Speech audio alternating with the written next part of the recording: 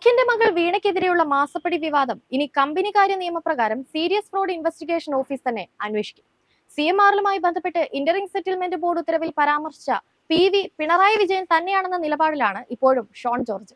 Trade union നേതാക്കൾക്കും ഉദ്യോഗസ്ഥ മേധാവികൾക്കും Cochin minerals and റൂട്ടെയിൽസ് limited 135 കോടി രൂപ നിയമവിരുദ്ധമായി കൈമാറിയെന്ന കേസിൽ SFIOയുടെ അന്വേഷണ പരിധിയിൽ മുഖ്യനടക്കമുള്ള എല്ലാ പാർട്ടി നേതാക്കളും വരും. പരിസ്ഥിതി പ്രശ്നങ്ങളും മലിനീകരണ വിപത്തും മറച്ചുവെച്ച് കരിമണൽ ഖനനത്തിനും സിന്തറ്റിക് റൂട്ടെയിൽ നിർമ്മാണത്തിനും ഒത്താശ ലഭിക്കാൻ രാഷ്ട്രീയ സഹായം തേടിയെന്ന നിലപാടാണ് ഇതിന് കാരണം.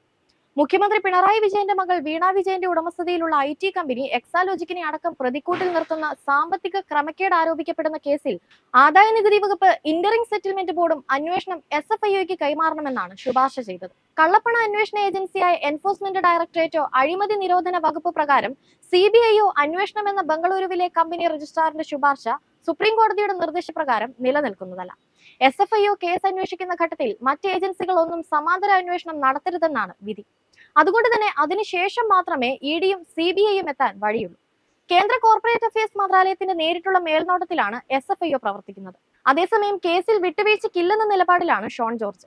മാസപ്പടി വിവാദത്തിൽ വലിയ കൊള്ളയുടെ അറ്റം മാത്രമാണ് പുറത്തു വന്നിട്ടുള്ളതെന്ന് പരാതിക്കാരനായ ഷോൺ ജോർജ് പറയുന്നു. കരിമണൽ കമ്പനിയിൽ നിന്ന് 135 കോടി രൂപ രാഷ്ട്രീയ കക്ഷി നേതാക്കൾ വാങ്ങിയെന്ന് കണ്ടെത്തിയിട്ടും ആരും പ്രതിഷേധിക്കുന്നില്ല. ആദായനികുതി വകുപ്പിന്റെ റിപ്പോർട്ട് കൂടി പുറത്തു വന്നാൽ എല്ലാവരും ഞെട്ടുമെന്നും ഷോൺ ജോർജ് പറഞ്ഞു. എക്സാലോജിക്കിനെതിരായ ഈ അന്വേഷണം എത്തേണ്ടിടത്ത് താൻ എത്തിക്കും. ഒരു രാഷ്ട്രീയ മുന്നണിയുടെയും പിന്തുണയോ സഹായമോ ഇതിനായി താൻ തേടിയിട്ടില്ല.